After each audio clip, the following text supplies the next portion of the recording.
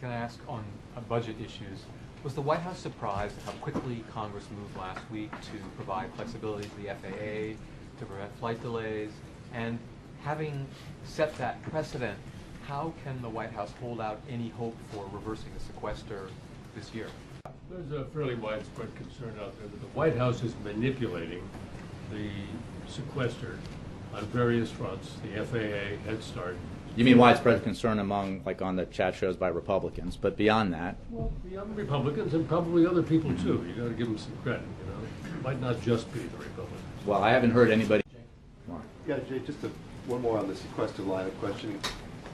By accepting the FAA, haven't you now opened the doors to a bunch of folks coming along asking for a piece-by-piece fix on the flexibility in a particular agency or budget line, but taken the pressure off for the very grand bargain, balanced compromise that you say you want? When people look at this, it becomes clear that when it's simply a matter of reprogramming funds from one pocket to another, which is something that means nothing to most people, and yet average Americans are being inconvenienced or worse by the sequester.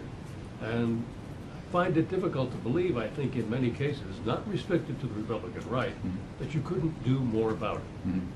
Because the President had made an important symbolic statement by saying, you know what I value are these other groups affected by the sequester. I'm going to veto this bill, and we're not going to pass it, or I'm not going to sign it unless and until these other groups are also protected. You frame it like that, do I help poor kids or disabled kids? It looks as though you are framing it in a way to make it least palatable to the public.